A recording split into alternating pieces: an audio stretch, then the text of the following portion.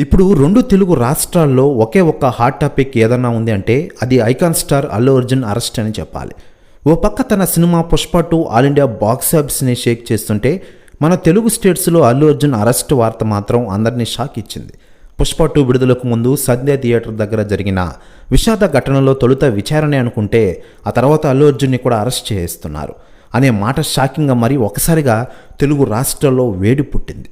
దీనితో అల్లు అర్జున్ విషయం మరింత టెన్షన్ పుట్టించింది. అయితే ఎట్టకేలకు అల్లు అర్జున్కి ఈరోజే మధ్యంతర బెయిల్ వచ్చేసింది. తాను బయటకు కూడా వచ్చేసిన వార్తలు మెగా వర్గాలు కన్ఫర్మ్ చేసిన విషయం మనకందరికీ తెలిసిందే. అయితే అసలు ఇంత తక్కువ సమయంలోనే ఈ సీరియస్ కేసులో అల్లు అర్జున్కి బెయిల్ ఇప్పించిన హీరోపై అల్లు అర్జున్ సహా మెగా అభిమానులు సోషల్ మీడియాలో ప్రశంసలు కురిపిస్తున్న విషయం మనకందరికీ తెలిసిందే. ఇక ఇదిలా ఉండగా మెగాస్టార్ చిరంజీవి గారు ఈ బెయిల్ రావడంలో సహకరించిన న్యూస్ వైరల్ అవుతోంది తెలుగు ఇండస్ట్రీలో. మరోవైపు బెయిల్ వచ్చినా కూడా అల్లు అర్జున్ గారిని ఇప్పటికీ రిలీజ్ చేయని విషయం తెలిసిందే. కొంత సమయం తర్వాత రిలీజ్ చేసిన విషయం తెలిసిందే. అయితే లేటెస్ట్గా అందుతున్న సమాచారం ప్రకారం అల్లు అర్జున్ రాత్రి కూడా రిలీజ్ చేయకపోవడంపై Tollywood senior hero megastar Chiranjeevi garu కాస్త సీరియస్ అయ్యారట.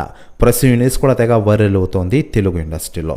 మరోవైపు టాలీవుడ్ ప్రముఖ నిర్మాత అలాగే లాయర్ కూడా అయినటువంటి నేజంజ రెడ్డి ఈ కేసులో నిర్మాతగా మారిన విషయం తెలిసిందే.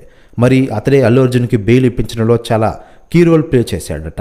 అల్లు అర్జున్ కేసుని కోర్టులో చాలా చాకచక్యంగా వాదించి సాయంత్రానికి బెయిల్ వచ్చేలా చేశారట ఆయన.